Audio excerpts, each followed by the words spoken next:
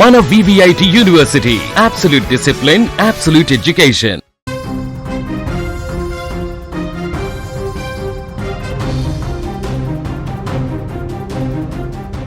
దక్షిణాది సంగీత ప్రపంచంలో వారు ఇద్దరు ధృవతారలు. ఒకరు గాన కోకిల పి సుశీల గారు, మరొకరు గాన గంధర్వ ఎస్ జానకి గారు. దశాబ్దాల పాటు తమ మధురమైన గొంతుతో కోట్లాది మందిని ఓలలాడించిన ఈ ఇద్దరు లెజెండరీ సింగర్స్ మధ్య అసలు ఏం జరిగింది? ఇటీవల గాయని ఎస్ జానకి మృతిపై పి సుశీల గారు చేసిన కొన్ని వ్యాఖ్యలు ఇప్పుడు తీవ్ర సంచలనంగా మారాయి. మా ఇద్దరి మధ్య విభేదాలు సృష్టించాలని చూసిన వారి కళ్ళు ఇప్పుడు చల్లబడ్డాయా అంటూ సుశీల గారు ఎందుకు అంత భావోద్వేగానికి గురయ్యారు? అసలు గతంలో వీరిద్దరి మధ్య ఎలాంటి గొడవలు జరిగాయి? కొందరు స్వార్థపరులు ఆనాడు ఆడిన రాజకీయం ఏంటి? ఇప్పుడు చూద్దాం. 1950వ దశకంలోని పి సుశీల గారు ఇండస్ట్రీకి వచ్చి అగ్ర గాయనిగా దూసుకుపోతున్నారు. సరిగ్గా అదే సమయంలో అంటే 1957లో ఎస్ జానకి గారు తన అద్భుతమైన స్వరంతో టాలీవుడ్, కోలీవుడ్లలో అడుగుపెట్టారు. ఒకే కాలంలో ఇద్దరు మేటి గాయనిమణులు పోటీ పడుతుంటే సినిమా ఇండస్ట్రీలో సహజంగానే కొందరు స్వార్థపరులు రంగంలోకి దిగారు. రచయితలు, కొందరు నిర్మాతలు మరియు సంగీత దర్శకుల చుట్టూ ఉండే ఒక వర్గం వీరిద్దరి మధ్య లేనిపోని విభేదాలు సృష్టించడానికి స్కెచ్ వేసిందే. సుశీల పాడే పాటలను జానకికి ఇస్తున్నారని, జానకి ఎదుగుదలను సుశీల అడ్డుకుంటున్నారని ఆనాడు ఇండస్ట్రీ వర్గాల్లో పెద్ద ఎత్తున పుకార్లు పుట్టించారు. ఇద్దరు అగ్ర నటీమణుల మధ్య ఎలాగైనా ఫ్యాన్స్ వార్ జరుగుతాయో అంతకంటే ఘోరంగా ఈ ఇద్దరు గాయనుల మధ్య కోల్డ్ వార్ నడుస్తోందంటూ ప్రచారం చేశారనేది అప్పట్లో టాక్. అసలు సుశీల గారి ఆవేదనకు కారణం ఏంటంటే ఆనాడు కొందరు కావాలనే ఇద్దరి దగ్గరికి వెళ్ళి ఇండస్ట్రీ పాలిటిక్స్ ప్లే చేశారు. సుశీల గారి దగ్గరికి వెళ్ళి జానకి మీ స్థానాన్ని భర్తీ చేయాలని చూస్తోంది అని, జానకి గారి దగ్గరికి వెళ్ళి సుశీల గారు మిమ్మల్ని ఎదగనివ్వడం లేదు అని నూరిపోసే ప్రయత్నం చేశారు. ఒకరినొకరు ముఖం చూసుకోకుండా ఉండేందుకు, ఇద్దరు కలిసి ఒకే వేదికపై లేదా ఒకే స్టూడియోలో పాడకుండా ఉండేందుకు తెర వెనుక పెద్ద కుట్రలే జరిగాయి. ఆనాడు సినిమా అవకాశాల కోసం ఈ ఇద్దరు సింగర్స్ మధ్య విభేదాలు ఉంటేనే తమకు లాభం జరుగుతుందని భావించిన కొందరు వ్యక్తులు వీరి స్నేహాన్ని చిదిమేయాలని చూశారు.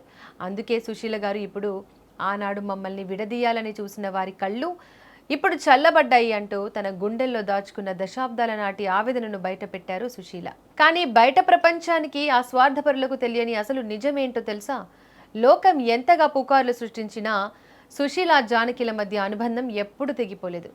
బయట ఇండస్ట్రీ వాళ్ళు సృష్టించిన గొడవలను పక్కన పెట్టి వాళ్ళిద్దరూ పర్సనల్ లైఫ్లో ఎంతో ఆత్మీయంగా ఉండేవారు. ఒకరినొకరు అక్కా చెల్లెలలా భావించేవారు. జానకి గారి పాత్ర విశిష్టతను సుశీల గారు ఎప్పుడూ మెచ్చుకునేవారు. అలాగే సుశీల గారిని తన సీనియర్గా జానకి గారు ఎంతో గౌరవించేవారు. కొందరు సృష్టించిన మాయాజాలాన్ని దాటుకొని వారిద్దరు దశాబ్దాల పాటు టాలీవుడ్ను ఏలారు. కానీ కెరీర్ ప్రారంభంలో ఆ స్వార్థపరులు సృష్టించిన మానసిక క్షోభ, ఇద్దరి మధ్య పెట్టిన అపార్థాలు ఎంత దారుణమైనవో సుశీల గారి మాటలను బట్టే అర్థం చేసుకోవచ్చు. నిజమే, జానకమ్మ లేని సంగీత ప్రపంచాన్ని ఊహించలేం.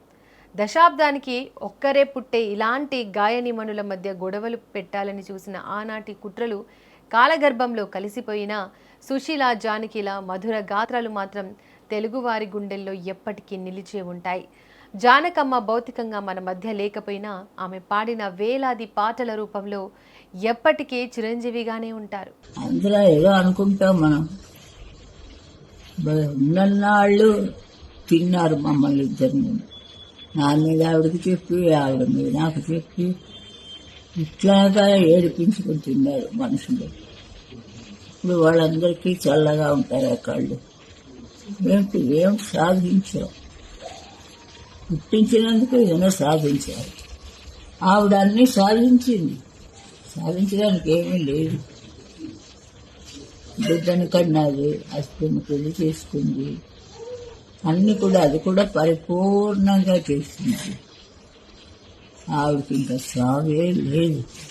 సరస్వతి పక్కన పెట్టుకోవడానికని పిలిచి ఉంటుంది. ఏం చెప్పాలమ్మా, పర్వతం లాంటి ఇద్దరు, రెండు పర్వతాలు ఉండేవి మెడ్రాసు. ఫీల్డ్ని అంతా గడగడలాడించింది ఇద్దరిని. ఎందుకో ఆవిడ్ని దెబ్బ మీద దెబ్బ కొట్టి ఆవిడని కూడా తీసుకెళ్ళిపోయారు దేవుడు. దాంతో ఒక ఫీల్డే లేదు, మ్యూజికే లేదు. ఎన్ని రకాలు పాడుతుందో ఆ పిల్ల ఎవ్వరూ ఊహించలేదు. అందుకే ఆ అమ్మాయికి నా అవార్డు అని ఇచ్చానంటే నాకంటా గొప్పదని తెలియాలని ఆ రోజు ఆవిడకే ఫస్ట్ అవార్డు ఇచ్చాను. అదొక్కటే జీవితంలో నేను చేసిన మంచి పని. ఇంత హఠాత్తుగా అన్నీ ఇలాగే వస్తాయి, మనకి తెలియకుండానే పుడతాం, తెలియకుండానే ఆవి వెళ్ళిపోతుంది దాని టైం అయిపోగానే. కానీ మన బంధాలు ఎన్నో బంధాలు ఉంటాయి. నిజంగా ఇది ఇంకా ఫీల్డ్ ఉన్నది, పాఠకులు ఉంటారు. మళ్ళీ ఇంత లెవెల్కి రావడానికి నిజంగా ఒక కాపు కాసింది ఆవిడ. నేనేం లేదు, ఏదో చిన్న చిన్న పాటలు పాడి లౌడ్ వేసి అలాంటివనే. ఆ పిల్ల చాలా అన్ని రకాలను రాజావిని పాడగా ఆ రోజు ఎంతలా పాడేసింది ఆవిడ. హాల్ అంతా గగ్గుల్లిపోయింది మొగ గొంతుకుతోటి.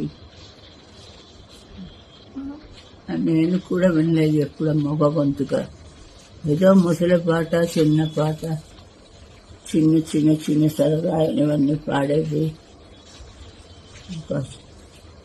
ఒక సభని తీసుకువెళ్ళాలంటే ఆవిడ వల్లే అవుతుంది.